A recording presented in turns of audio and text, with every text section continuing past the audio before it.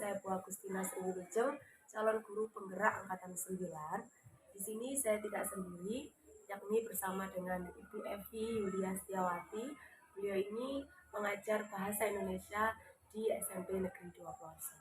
Selamat pagi Bu Evi. Selamat pagi juga Bu Agustina. Bagaimana kabarnya hari ini Bu? Kabarnya sangat Alhamdulillah. Bu Evi, di sini saya bersama dengan Bu Evi ingin menyampaikan tujuan kita, yakni saya akan membersamai Bu Evi pada kegiatan nanti, yaitu supervisi akademik. Dan supervisi akademik ini nanti akan kita bagi menjadi 3 tahapan. Yang pertama adalah praobservasi, yang hari ini nanti akan saya berikan kepada Bu Evi. Praobservasi di sini adalah saya akan mempersiapkan Bu Evi untuk nantinya akan observasi pengajaran di kelas bersama dengan kelas yang dibersamai oleh Bu Evi. Dan setelah itu nanti, setelah kegiatan observasi akan dilanjutkan dengan kegiatan pasca observasi yang nantinya bersama dengan pengajar praktek kami. Seperti itu Bu Evi. Tujuan dilakukan supervisi nantinya yaitu saya akan mengetahui dan juga mengevaluasi jalannya pembelajaran yang ada di kelas, yang mana yang Bu Evi lakukan pada saat itu tentunya nanti akan mempersiapkan berbagai hal Bu Evi. Nah, untuk hari ini nanti saya akan menanyakan beberapa hal untuk mempersiapkan kegiatan observasi selanjutnya. Langsung saja Bu Evi. Pertanyaan pertama yang ingin saya tanyakan, apa tujuan pembelajaran yang ingin Ibu Evi capai nantinya? berdasarkan rancangan pembelajaran yang ingin saya tuliskan di sini, yaitu murid mampu mengelola kata dan mengerti kaidah kebahasaan dalam mengembangkan teks deskripsi. Indikator materi tujuan pembelajaran yaitu teks deskripsi. Jadi nanti tujuan pembelajarannya poinnya adalah teks deskripsi, yang mana nanti pada materi teks deskripsi Bu Evi ingin mengetahui atau memberikan pengajaran tentang bagaimana mengolah kata dan bagaimana anak-anak bisa mengerti kaidah kebahasaan yang digunakan dalam mengembangkan teks deskripsi. Begitu ya Bu. Untuk pertanyaan selanjutnya, bagaimana nanti area pengembangan yang ingin Ibu Evi capai pada waktu di kelas? Untuk area pengembangan di pengetahuan dan keterampilan, di pengetahuan siswa mampu mengetahui struktur dan kaidah penulisan teks deskripsi, dan di keterampilan siswa mampu menuliskan teks deskripsi dengan baik dan benar. Jadi area pengembangan nanti di pengetahuan dan juga di keterampilan ya, saat 2 jam pelajaran itu ya Bu. Yang di pengetahuannya nanti diharapkan anak-anak mengerti struktur dan kaidah penulisan teks deskripsi. Kemudian nanti di keterampilan anak-anak mampu menuliskan teks deskripsi dengan baik dan benar. Kemudian Bu Evi, bagaimana rancangan pembelajaran yang akan Ibu terapkan di kelas?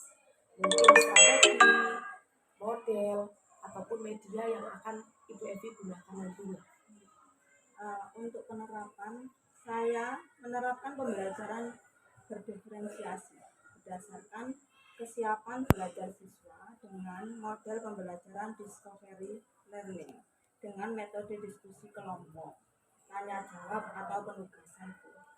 Jadi nanti acuannya Bu Evi, kelas itu akan melakukan pembelajaran dengan diferensiasi ya Bu, dengan metode apa tadi, discovery learning, kemudian dengan cara berkelompok, membagi kelompok seperti itu, kemudian nanti akan ada tanya jawab dan juga penugasan. Baik Bu Evi, kemudian dengan strategi yang Ibu maksudkan tadi, kira-kira media pembelajaran atau alat dan bahan yang akan Ibu Evi gunakan apa saja Bu? Untuk media atau alat pembelajaran yang saya gunakan adalah PowerPoint yang di dalamnya ada gambar objek dan juga LKPD. LKPD ini di sini lembar kerja siswa dan tentunya ada juga laptop. Jadi nanti ada tampilan PowerPoint gitu ya Bu. Dan di dalam PowerPoint itu ada gambar, kemudian video ngoten nggih. Kira-kira rancangan seperti ini tadi akan Ibu Evi terapkan kapan Bu untuk pembelajaran nantinya itu? Dan di kelas apa? Eh, saya terapkan ini di kelas 7B, pada saat pembelajaran di kelas 7B. Pada hari Rabu jam ketiga dan keempat. Nanti besok ya Bu ya, hari Rabu jam ke-3 dan ke-4 di kelas 7B seperti itu.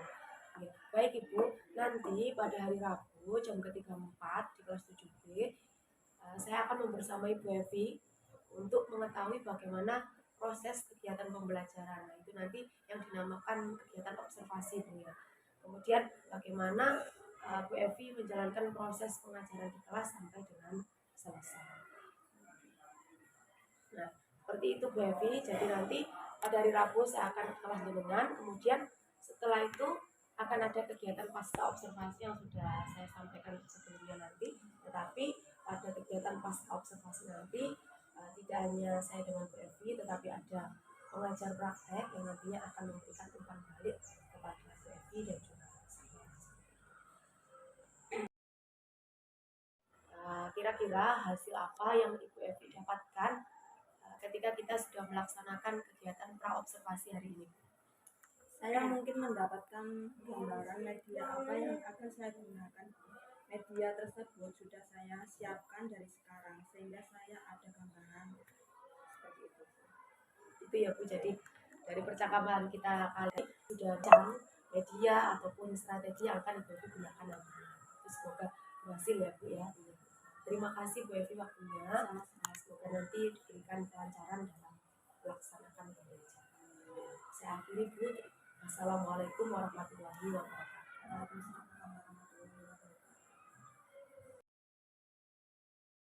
Assalamualaikum warahmatullahi wabarakatuh. Waalaikumsalam warahmatullahi wabarakatuh. Selamat pagi anak-anak. Hari ini sehat? Ini yang tidak masuk sama?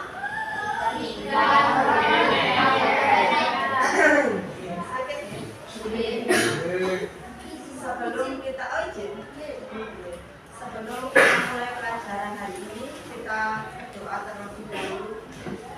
Ketua kelas dipimpin oleh untuk berdoa. Sudah mulai. Dalam hati saja. Ulangi lagi. Sudah mulai.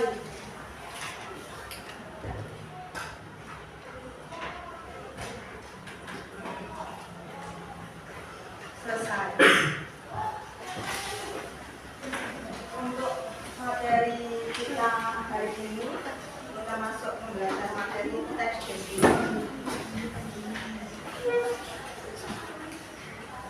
Untuk tujuan pembelajaran, dengan menggunakan model discovery learning, peserta didik dapat menemukan informasi eksplisit pada teks deskripsi dan menyimpulkannya melalui kegiatan menjawab pertanyaan dengan tepat. Ini SPT. Ada yang tahu SPT itu apa? Sudah pernah dilakukan ya? Nah, ini SPT kita kali ini ada dunia itu bumi itu bulan. Nah, contohnya bumi itu bulan. Kata kuncinya adalah bumi itu bulan. Nah, kalau Bu Evi menyebutkan 10, 1. Kalau Bu Evi menyebutkan 60, 2. Ada yang tahu?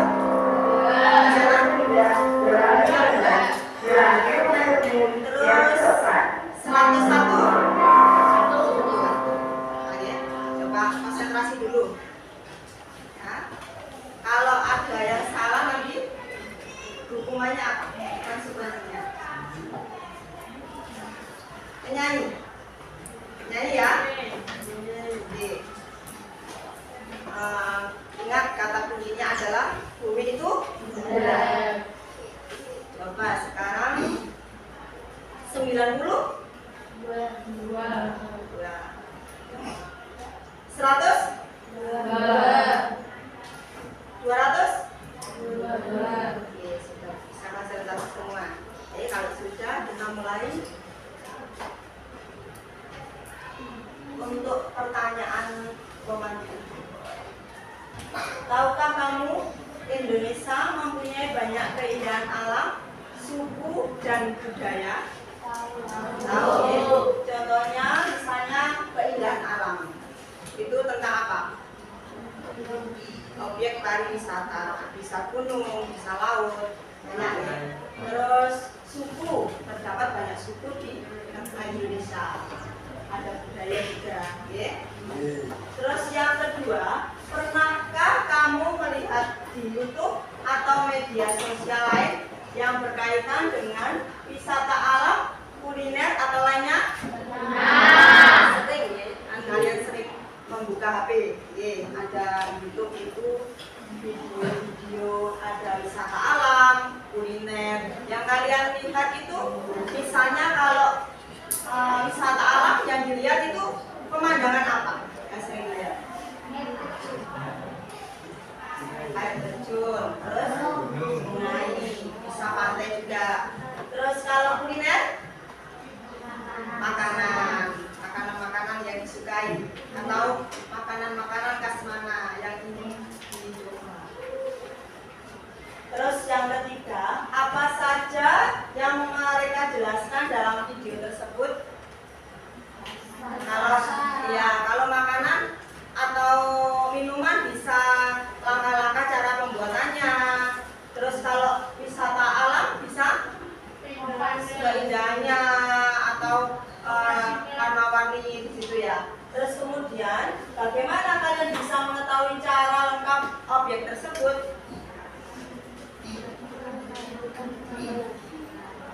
Nah, membuat video atau melihat video. Melihat video secara langsung, dan kemudian bisa juga membuat video secara langsung. Terus kemudian bagaimana? Nomor 5. Apakah mereka menjelaskannya secara terperinci tentang objek yang dijelaskan? Ya. Apa saja yang dijelaskan di situ? Video itu yang kamu tonton itu. Rasanya. Kalau makanan bisa rasanya. Kemudian apa? Lokasi tempatnya. Terus harganya bisa, ya. Terus apa lagi? Cara membuatnya, langkah-langkah pembuatannya, bahan-bahannya apa saja. Terus kemudian jika objek yang dijelaskan terperinci, tentu pendengar dapat ikut merasakan atau tergambar ya, dalam bayangan atau pikirannya tersebut. Apakah itu? Teks deskripsi. Ya, teks deskripsi. Selain dari itu, kira-kira adakah media lain yang digunakan untuk mendeskripsikan objek? Apa contohnya? Instagram, terus apa lagi? Facebook bisa, terus Twitter. Nah, dan masih banyak media sosial yang menjelaskan tentang deskripsi. Okay? Terus, jika dari blog di internet, apa bentuk penjelasannya? Nah,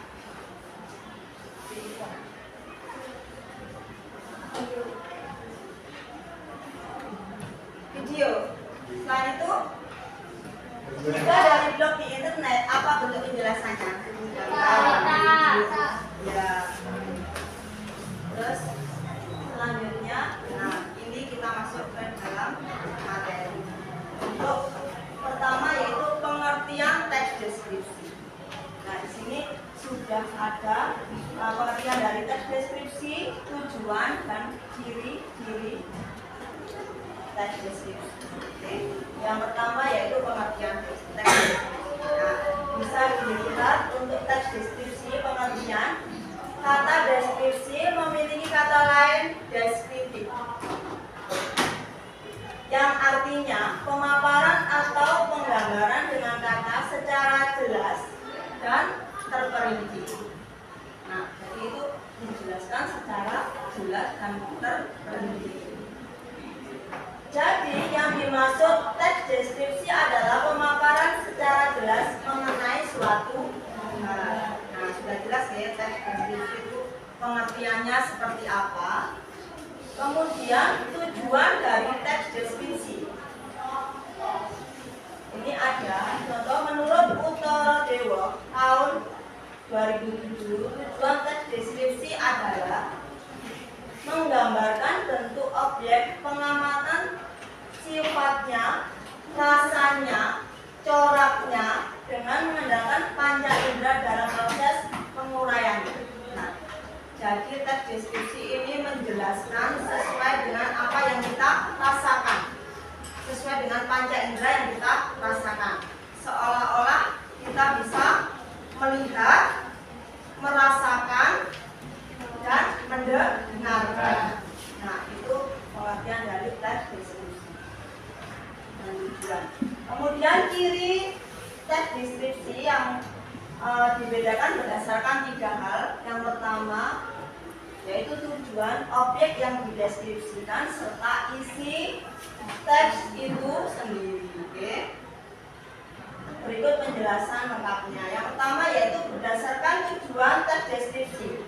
Karena teks deskripsi bertujuan untuk menggambarkan atau melukiskan sesuatu serinci dan sejelas mungkin mengenai suatu objek. Nah, sudah disampaikan dari tadi. Yang pertama adalah pengertian. Ini termasuk pengertian dari teks deskripsi ya. Menjelaskan secara rinci dan jelas. Nah, terus kemudian menjelaskan suatu objek, suasana dan perasaan. Maka teks deskripsi ini harus dibuat agar pembaca seakan-akan melihat, mendengarkan dan mengalami apa yang dideskripsikan. Paham ya?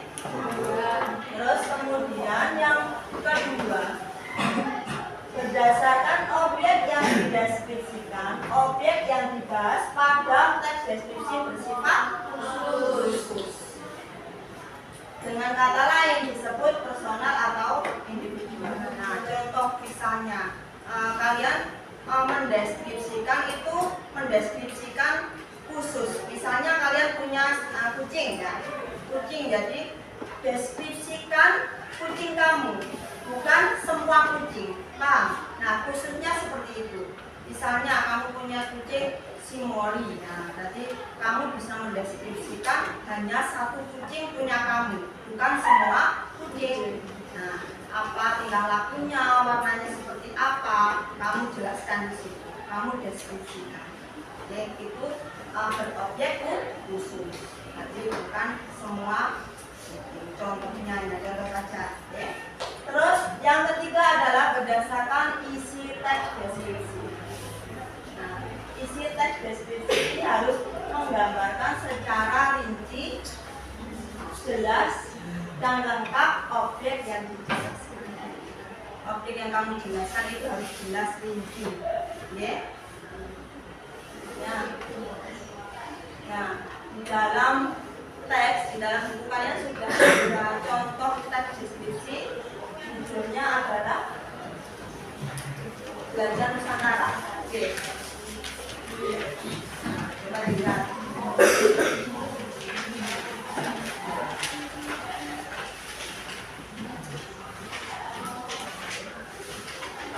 Sudah? Nah, ini ada pertanyaan. Kemarin sudah baca ya, bacaannya Belajar Nusantara. Pertanyaannya yang pertama, apa kalian bayangkan ketika mendengar kata Jelajah Nusantara? Apa yang kalian bayangkan? Ini ada gambaran, contoh gambar Jelajah Nusantara. Apa yang kalian bayangkan? Ada gambarnya, ada berapa gambar ini? 1, 2, 3, 4. Nah, ada 4 gambar. Terus di pikiran kalian kalau sudah ada gambar seperti ini, ada pertanyaan 4. Apa yang kalian bayangkan ketika mendengar kata Jelajah Nusantara? Ayo coba. Kita melakukan perjalanan ke kota-kota di seluruh pulau yang ada di Nusantara. Ya. Yang lain?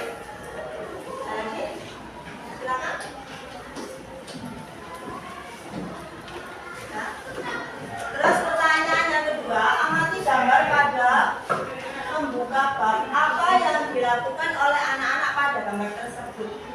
Itu ada contoh gambar anak-anak apa? Dodok? Nanti menjawab, silakan. Yang keras. Oh iya, membaca buku. Nah itu ada gambarnya anak-anak memilih buku, membaca buku. Terus kemudian nomor 3, apakah kamu pernah melakukan perjalanan singkat? Pernah. Di mana? Bisa di Jogja, bisa ke mana? Berenang. Malang bisa. Terus yang lain? Nah, deh. Terus kapan? Kapan perjalanan itu dilakukan?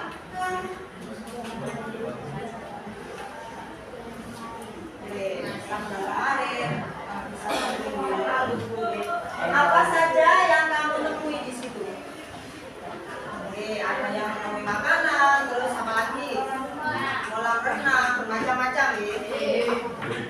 Terus itu, nah ini ada contoh jelajah Nusantara berupa apa? Atau makanan. Bagaimana tanggapan Anda tentang makanan tersebut? Coba angkat tangan, ada yang mau menjawab? Silakan.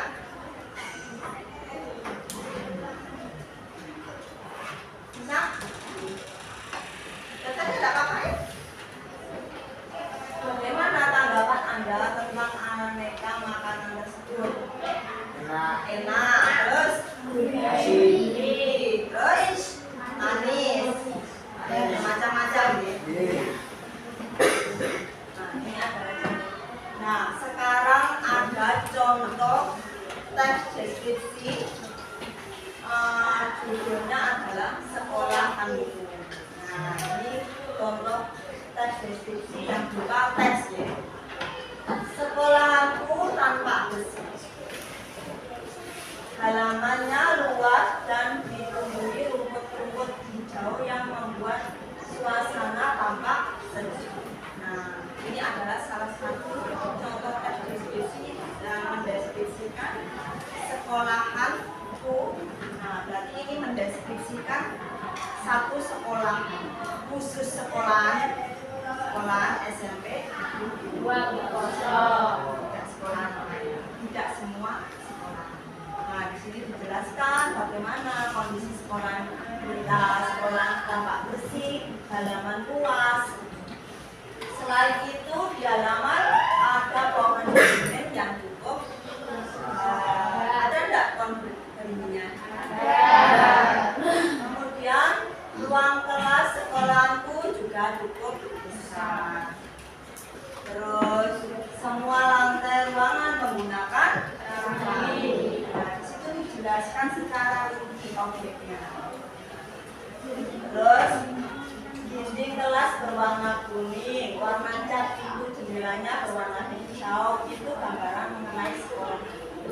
Sekolahku yang bersih membuat aku dan teman-teman lebih semangat dalam belajar. Nah, jadi mendeskripsikan ini ada seolah-olah kita itu melihat, merasakan dan belajar. Apa yang kita dengan objek, apa yang kita deskripsi. Ini ada contoh video, coba disimak ya.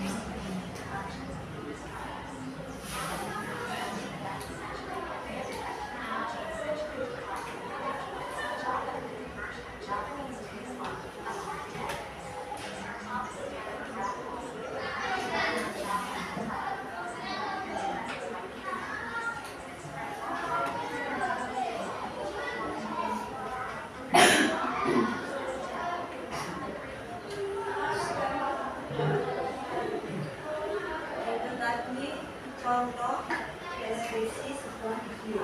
Jadi di situ dijelaskan Candi Borobudur itu terletak di daerah.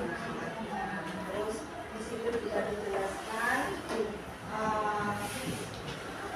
Borobudur terdiri dari beberapa candi. Ada sudah pernah ke sana? Ada waktu rekreasi. Nah, di situ pasti kalian juga menemukan beberapa candi yang disusun sangat rapi. Di situ dijelaskan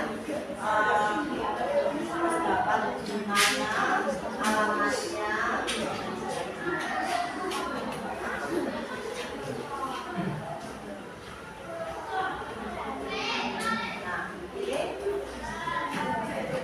Sekarang tolong membentuk kelompok ya.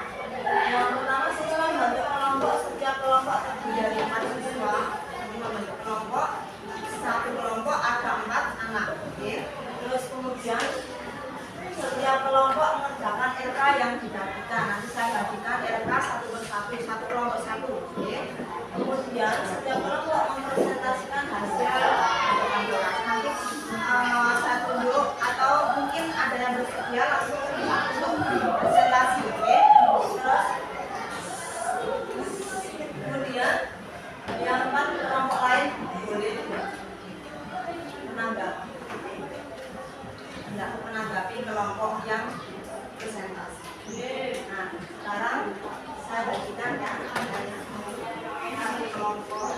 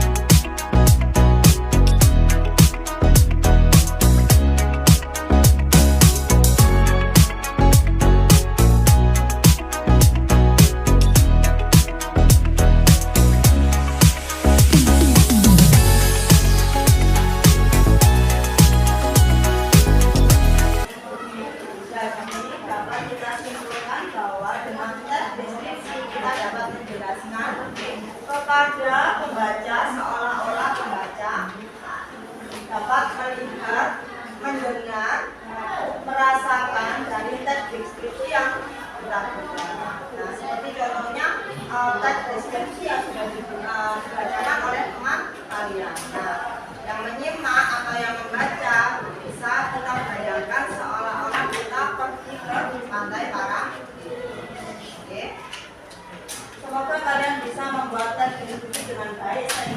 membaca teks deskripsi yang kalian buat benar akan teks dasar.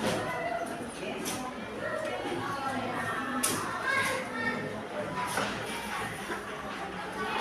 Untuk tugas rumah, nah ini ada tugas rumah.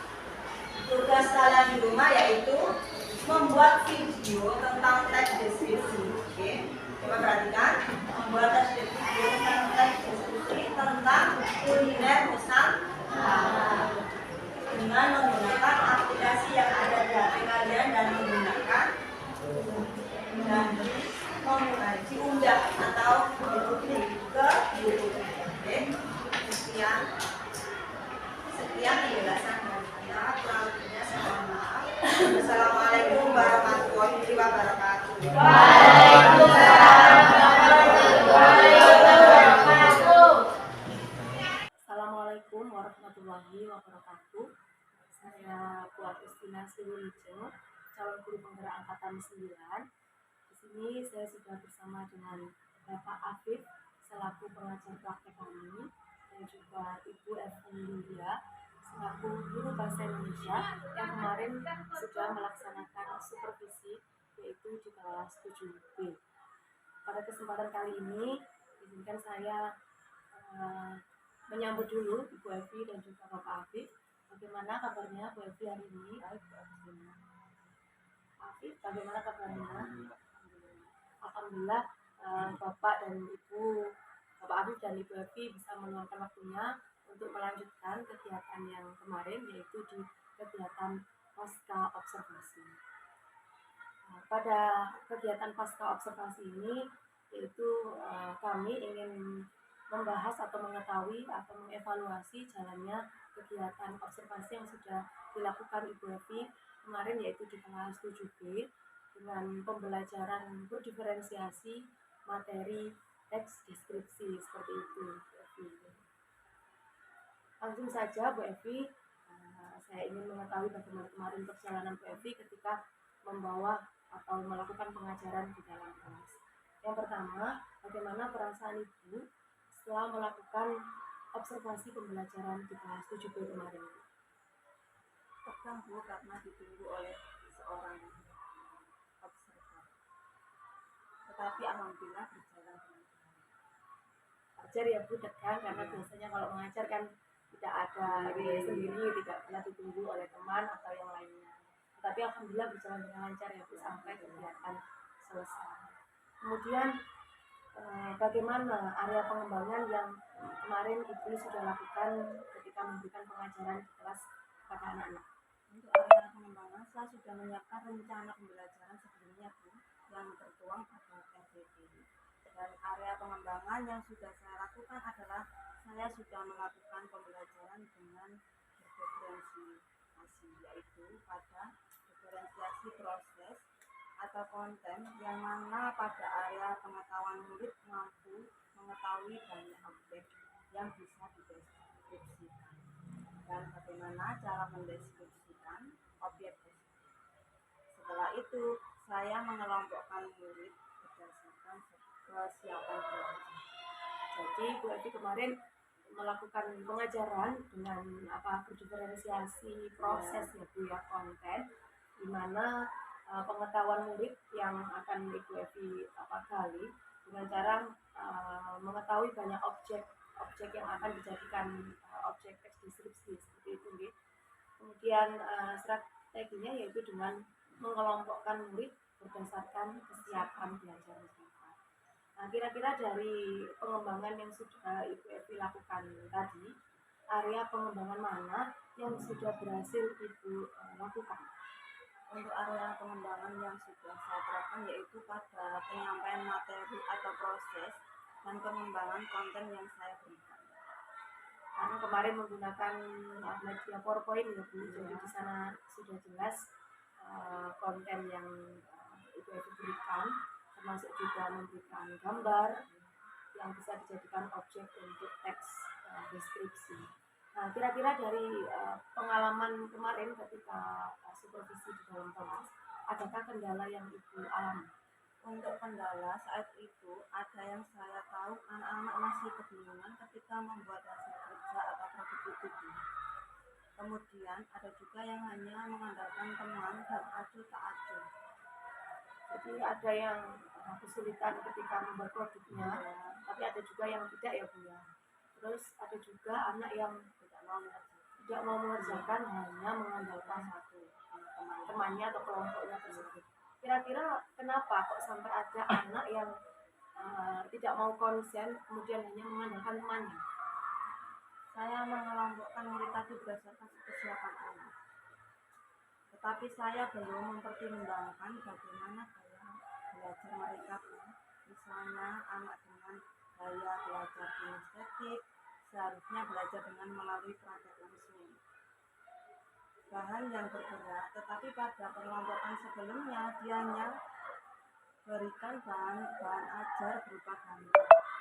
Sehingga di sini ia cenderung pasif, kurang tertarik sehingga bosan, kemudian hanya mengganggu dalam proses pembelajaran. Jadi anak-anak tadi yang cenderung acuh ataupun mengandalkan teman, ya, itu cenderung gaya belajarnya kinestetik ya Bu ya. Nah, kira-kira dari paparan apalagi kendala dari anak tersebut, bagaimana Ibu Evi memikirkan langkah untuk mengetahui gaya belajar anak masing-masing di kelas, karena tentu gaya mereka kan beda-beda.